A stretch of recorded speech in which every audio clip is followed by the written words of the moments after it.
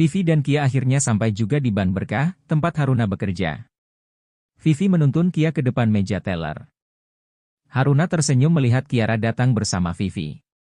Sari sedikit merasa heran melihat Kiara memanggil Haruna dengan sebutan Mama. Mama, ucap Kia. Haruna keluar dari belakang meja teller dan duduk bersama Kia dan Vivi di kursi yang biasa dipakai untuk nasabah saat menunggu antrian. Mama, sejak kapan Haruna memiliki anak? Aku tidak mendengar dia menikah. Berbagai pertanyaan itu berputar dalam pikiran Sari. Ia adalah teman dekat Haruna, bagaimana bisa Haruna tidak mengundangnya jika Haruna memang sudah menikah? Di dalam ruangannya, Tristan juga penasaran dengan anak kecil itu. Ia menyuruh Levi turun dan mengawasi serta mencari tahu siapa gadis kecil itu. Levi menuruti perintah Tristan tanpa menunggu lama. Levi berdiri di dekat pintu masuk dan mengobrol dengan satpam yang menjaga di dekat pintu. Tujuan utama Levi tentu saja agar bisa mendengar percakapan Haruna. Mama. Mama kapan pulang kerjanya? Kia nungguin Mama. Maaf Kak. Vivi bawa Kia ke sini. Kia tidak mau makan siang, jadi Vivi janjiin buat ketemu kakak, baru Kia mau makan, ucap Vivi. Tidak apa-apa Vivi. Kia sayang. Mama sebentar lagi pulang. Sekarang Kia pulang sama Tante Vivi dan tunggu Mama di rumah. Nanti Mama bawakan pizza buat Kia saat Mama pulang. Haruna tidak enak hati melihat pandangan orang-orang terhadapnya dan Kia. Haruna tidak masalah jika mereka hanya merendahkan dirinya. Tetapi ia tidak mau mereka juga merendahkan Kiara. Untungnya Kiara selalu menuruti perintah Haruna. Kiara pun pulang bersama Vivi. Haruna, kapan kamu menikah? Kau sudah punya anak sebesar itu? Kenapa tidak mengundangku kalau kau sudah menikah? Sar, pertanyaanmu itu tidak bisa diucapkan satu persatu apa? Lagi pula, aku tidak menikah. Maksudku belum menikah, ucap Haruna dengan terbata. Levi kembali ke ruangan Tristan untuk melaporkan hal yang ia dengar. Bagaimana? Sudah kau cari tahu, siapa gadis kecil itu? Tuan, gadis kecil itu adalah anaknya Nona Haruna, jawab Levi. Anak? Bukannya di dokumen lamaran tertulis lajang, kenapa dia punya seorang anak? Apa dia memalsukan statusnya? Menurut yang saya dengar tadi, dia memang belum menikah. Mungkin, anak di luar nikah, Tuan. Terlihat seperti wanita baik-baik yang punya harga diri tinggi, tapi ternyata hanya wanita nakal yang memiliki anak di luar nikah. Tristan menyeringai seolah meremehkan Haruna. Haruna di mata Tristan saat ini tak lebih dari wanita murahan. Ia merasa semakin marah karena harga dirinya diinjak-injak wanita seperti Haruna. Tekadnya untuk membalas dendam pada Haruna semakin besar. Amarahnya semakin membara layaknya kayu terbakar yang ditambahkan bensin di atasnya. Berkobar semakin besar dan semakin panas. Kirimkan para preman itu ke rumah Haruna, sekarang. Baik Tuan. Levi segera menelepon kelima preman itu untuk pergi ke rumah Haruna. Tristan duduk di kursi dengan kedua kaki diangkat dan ia naikkan di atas meja kerjanya. Senyuman misterius tersunging di bibirnya. Waktu 3 hari yang seharusnya diberikan pada Kamal dan Haruna kini berkurang 1 hari. Tristan sudah tidak sabar untuk menyiksa Haruna. Jam kerja usai. Haruna segera menenteng tasnya dan berpamitan pada Sari. Ia pergi ke parkiran dan mengambil motornya lalu melaju pulang dengan tidak sabar. Haruna tidak sabar untuk bertemu Kiara. Perasaan bahagia seperti seorang ibu yang ditunggu pulang kerja oleh anaknya di rumah. Haruna tersenyum seolah dirinya benar-benar memiliki anak yang menunggu dirinya pulang. Padahal Kiara baru 1 hari ia angkat sebagai anak. Ia mempercepat laju motornya.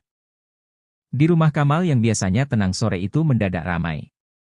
Kedatangan para preman yang diutus oleh Tristan itu menggemparkan lingkungan tempat tinggal Kamal. Tetangga di sekitar rumahnya berkerumun saat melihat para preman itu masuk ke rumah Kamal dan berteriak-teriak pada Kamal. Tuan, tolong jangan sakiti mereka. Kamal memelas pada ketua preman agar anak buahnya tidak menyakiti Anggi, Vivi dan Kiara. Karena para preman itu mengikat mereka di kursi, Kamal ketakutan melihatnya. Sekujur tubuhnya berkeringat, ia takut jika ketiga wanita itu disiksa.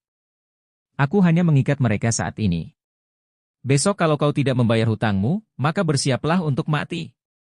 Haruna turun dari motornya dan memandang heran. Di depan rumahnya begitu ramai, tidak seperti biasanya. Haruna mendekat dan bertanya pada orang yang berdiri di tempat paling belakang. Pak Tobi, kenapa semua orang berkerumun di sini? Haruna. Untung kamu sudah pulang. Sana selamatkan keluargamu. Preman itu kelihatannya sangat sadis. Haruna tidak bisa berkata apa-apa lagi. Dia segera menerobos kerumunan dan terkejut melihat Anggi, Vivi, dan Kiara diikat di kursi dan ayahnya, Kamal, bersujud di depan ketua preman. Papa, apa yang kalian lakukan? Lepaskan keluargaku. Haruna berteriak memanggil ayahnya dan menarik baju ketua preman. Tetapi ketua preman itu menepis tangan Haruna sampai tersungkur. Haruna! Anggi dan Kamal berteriak bersamaan saat melihat Haruna tersungkur dan menabrak dinding. Aku peringatkan sekali lagi, batas waktu kalian besok malam jam 7. Jika kalian belum menyiapkan uangnya, bersiaplah menerima hukumannya. Bukannya lusa, kenapa kalian mengurangi batas waktu yang kalian berikan, tanya Haruna. Namun kelima preman itu tidak menjawab dan berlalu pergi meninggalkan rumah Haruna. Para tetangga menyingkir dan memberi jalan untuk para preman. Mereka saling berbisik dan bergosip mengenai keluarga Haruna. Mereka membubarkan diri dari rumah Haruna. Kamal membuka ikatan tali Anggi dan Haruna membuka ikatan Vivi dan Kiara. Haruna memeluk Kiara dan Vivi dengan khawatir. Mama. Mama tidak sakit kan? Tadi Mama nabrak tembok. Mama baik-baik saja, sayang. Kia dan Tante Vivi bagaimana? Apa ada yang sakit? Tidak, Kak. Mereka hanya mengikat kami. Vivi bangun dan melihat keadaan ibunya yang terdiam kaku. Anggi syok karena tiba-tiba saja mereka diancam oleh preman. Kamal belum menceritakan kejadian di kedai tadi pagi pada Anggi. Kamal takut jika Anggi terkejut mendengarnya. Kini Anggi sudah tahu dan Kamal pun menceritakan semuanya pada Anggi dan Vivi. Kakak sudah tahu masalah ini, tanya Vivi. Ya. Vivi menghempaskan tubuhnya duduk di sofa. Ia tidak mengerti ada apa sebenarnya dengan takdir yang kejam ini. Mereka tidak pernah melukai atau mencelakai orang lain. Lalu kenapa ada orang yang tega berbuat jahat pada keluarga mereka? Hutang yang seharusnya hanya 20 juta kini menjadi 2 miliar. Itu sama saja dengan membunuh keluarga mereka. Karena mereka pasti tidak akan sanggup membayar uang itu. Mereka hanya bisa duduk melamun. Haruna dan Vivi memasak bersama untuk makan malam nanti. Sore itu, Anggi hanya duduk melamun memikirkan nasib keluarga mereka. Mama. Papa minta maaf. Papa tidak tahu kenapa jadi seperti ini. Papa minta maaf, Mama. Kamal menangis di samping istrinya, Anggi. Untuk pertama kalinya Kamal menangis. Ia merasa telah gagal melindungi keluarganya. Kamal merasa bahwa dirinya telah menghancurkan keluarga bahagia mereka selama ini.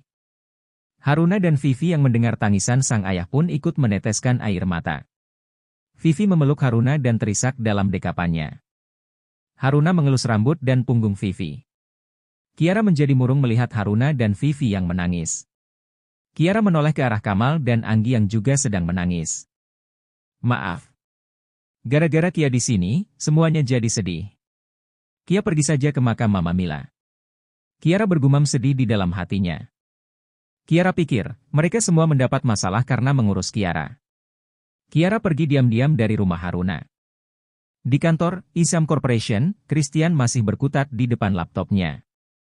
Ia melirik jam tangan yang menunjukkan jam 7 malam. Tok, tok, tok. Masuk. Chris menutup laptopnya dan duduk bersandar. Seseorang membuka pintu dengan perlahan lalu mengintip ke dalam ruangan kantor Chris. Tristan mengintip untuk melihat apakah ada kakek atau ayahnya di dalam ruangan Chris. Mereka tidak ada.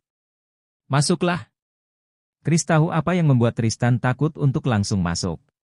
Chris menatap tajam ke arah Tristan dengan tangan bersedekap. Seharian ini Tristan tidak ada di kantor ditambah adanya laporan bahwa Tristan tiba-tiba membeli sebuah bank swasta tanpa membicarakannya terlebih dulu dengan Chris. Sudah malam, kakak belum pulang, tanya Tristan berbasa-basi. Kamu pikir aku belum pulang karena siapa? Kemana saja? Dan kenapa ada laporan kalau kamu membeli bank swasta? Untuk apa? Kakak ini bawelnya melebihi kakek dan ayah. Kita main biliar yuk? Jangan mengalihkan pembicaraan. Jawab. Kak, aku membeli bank itu dengan uangku, bukan uang perusahaan. Kenapa kakak harus marah? Kamu pikir karena itu uangmu jadi aku tidak berhak tahu? Baik. Kedepannya jangan lagi membicarakan apapun denganku. Chris pergi meninggalkan Tristan di dalam ruangannya. Chris sebenarnya sudah lelah mengatur Tristan yang selalu bertindak semaunya. Namun, amanat dari orang tuanya agar menjaga Tristan membuat Chris harus tetap mengawasinya. Chris pergi ke parkiran, sopirnya sudah membukakan pintu mobil untuknya. Chris pulang ke rumah dengan perasaan kesal. Dasar sok alim. Dia selalu saja mencari muka agar disayang kakek dan ayah. Dia pikir dia siapa? Ini hidupku, untuk apa aku harus meminta izin atau persetujuan jika ingin melakukan sesuatu? Tristan menggerutu setelah Chris pergi dari ruangan itu. Tristan pun keluar dari ruangan Chris dan memutuskan untuk pulang. Sudah 3 tahun Tristan tinggal terpisah dari rumah keluarga Isham. Tristan membeli sebuah rumah mewah dan tinggal sendiri di sana. Tristan ingin hidup bebas, dan jika dia tinggal bersama orang tuanya dan Chris, ia tidak bisa bersenang-senang. Tristan selalu membawa wanita penghibur pulang ke rumahnya. Tristan selalu berganti pacar setiap minggu, dan mereka tidak pernah protes saat Tristan bosan dan memutuskan mereka. Wanita yang menjadi pacar Tristan biasanya adalah wanita materialistis, jadi Tristan hanya memberikan mereka uang saat ingin putus. Kelakuan Tristan berubah semenjak kelas 3 SMA. Tristan pernah mencintai seorang gadis bernama Steffi yang saat itu telah 3 tahun menjadi pacarnya. Tristan melamar Steffi setelah lulus SMA. Tristan melamar Steffi untuk menjadi tunangannya, tetapi Tristan ditolak oleh Steffi dengan alasan, Steffi ingin mengejar karir sambil kuliah. Tristan dan Steffi putus. Rasa sakit hati membuat Tristan yang dulu sangat lembut dan setia pada pasangan, berubah menjadi playboy yang terkesan dingin dan kurang ajar. Sepanjang perjalanan, Tristan melamun. Setiap kali ia teringat penolakan Steffi, ia menjadi emosional dan membutuhkan wanita malam untuk menghiburnya. Pak. Ke klub malam yang biasa ya, ucap Tristan pada sopirnya. Baik tuan.